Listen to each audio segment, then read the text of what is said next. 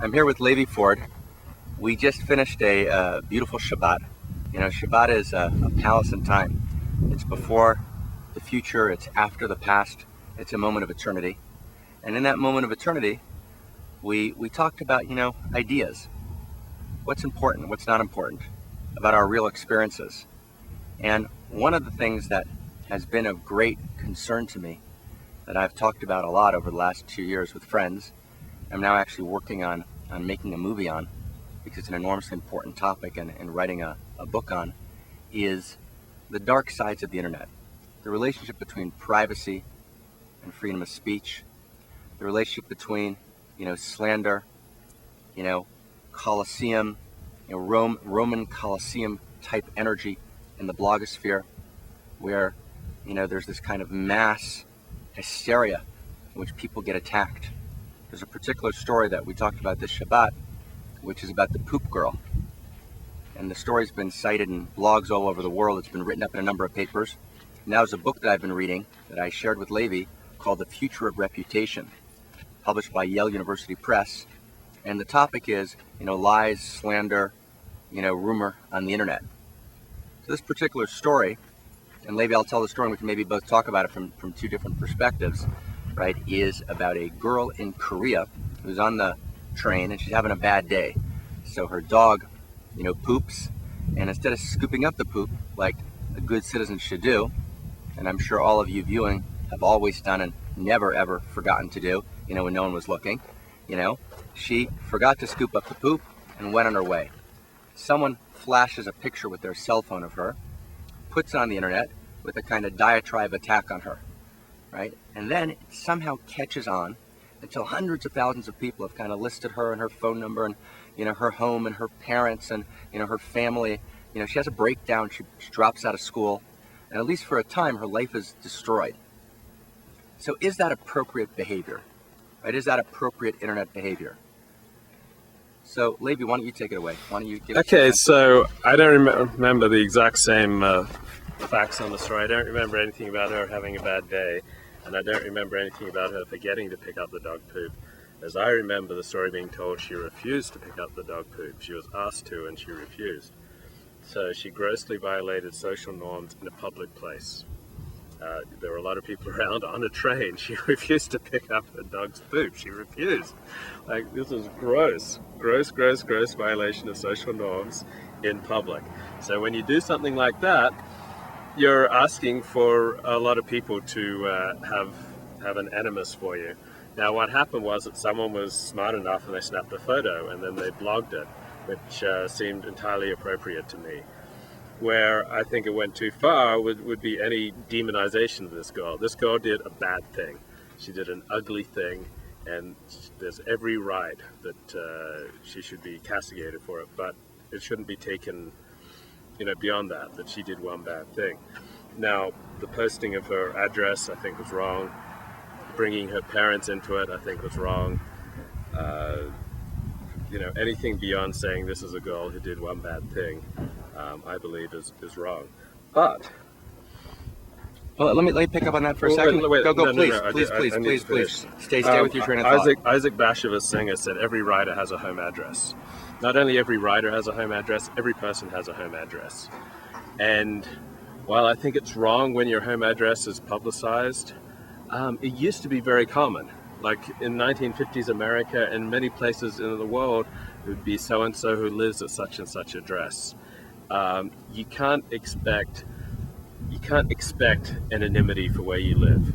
You can desire it, you can prefer it, and I think in most cases, in almost all cases, people should not, list other people's home address. But you can't expect it. It's not a right of yours that your home address be kept private. Everybody has a home address, and their deeds are going to be held accountable to their home address, whether they like it or not. Also, everything we do is going to reflect on our family, our parents, our community, and our friends.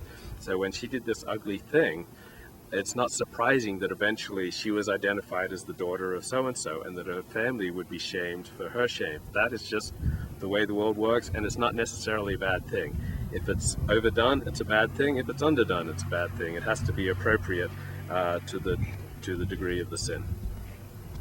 I think the key I think the key word here is, let's look at our common ground here. The key word's appropriate. Mm-hmm. Now, I think, what Levi is saying is actually really deeply supporting what I said. Right? That is to say, the problem with the internet is irresponsibility. The problem with the internet is a lack of proportion. The problem is, and in this case, the facts, we'll have to both look up the case. The way I understood the story was not that she had refused, it wasn't a kind of, confrontation, she didn't clean up the poop. But however you want to tell the particular story, clearly she was having a bad day. Clearly every viewer, right, that's now watching has some moment when they didn't pick up the poop. Everyone has a didn't pick up the poop moment in life, and those moments are wrong. Right? That's absolutely true. And what Levi says correctly is, that was a wrong act, but to then magnify that act, and to borrow your word, Levi, to demonize her, that's where it gets wrong. It's the demonization which becomes a gross violation. And what the internet allows for, right, is for that kind of demonization, right, on a kind of Roman Colosseum, throw them to the lions kind of scale. So what should have been a local moment in her life, in which someone on the train should have come up to her and said, hey, sister, that's not cool, you're behaving wrongly, and people on the train will do that all the time, moved from a local moment, right, to a moment which actually recast perhaps years of her life. Right? That already is irresponsible.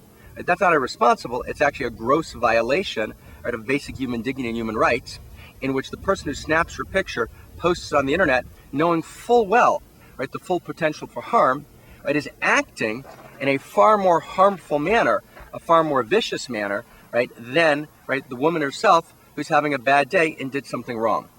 Now, in general, right, only the divine has the ability, right, to see deeply, right, into what's happening in a person on a particular day. Right? Human beings don't. So we need to go not by motives, but by actions. Right? Not by, what's going on the inside, but what did the person do? Here the person did something which wasn't illegal, but which was wrong, right? Ethically wrong. Right? But to arrogate then, right, the right of the divine, and then to move to punish and humiliate the person, right, as Levi said, right, way beyond the appropriate proportion, right, is a gross violation. And it's one of the great Colosseum dangers of the internet. However, to finish the thought and pass over to Levi, where Levi and I both agree is, right, is that what's a complete violation is when the internet says things that aren't true. Right? And it's when there's no verifiability. Right? A word that Levi likes is empirical. Right? When it's not empirically correct. Right? When things are said that are actually just factually wrong. Right? And actually, and I want to just say something here. We haven't gotten through this process, right? But we've actually begun a process where Levi had actually published a long essay about me, which had empirically, about 50 things that were wrong, right? And that he had written, something that he had written, and he, with, integrity, went through it, right, and changed, right, all the factual things so they should be factually correct. Right? That's a big deal. There's all sorts of other things posted that are factually wrong, but I'm talking specifically about, a very specific essay that he wrote that he changed the fact. Now, in his perspective in the essay, in his reading of things, I think he's dead wrong on 1,000 things. But that, he has a right, to blog how he'd like, right? But that we actually have to kind of agree that the facts need to be right, that's a very big deal. And that's something that's, that's a place that we share common ground, and that's important. There's a sense that bloggers get to basically say what they want, hiding behind, the fact that no one can reach them. Therefore, they can kind of surmise, say, judge, right, in ways where they actually don't know, right, the full story, they don't know the full impact, they don't know the full complexity.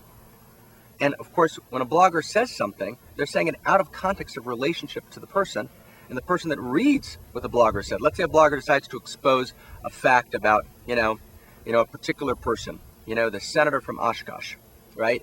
But if you don't know the senator from Oshkosh, and that particular fact's exposed and it's out of context, and it's without, the broader story, but then it's actually inaccurate by itself.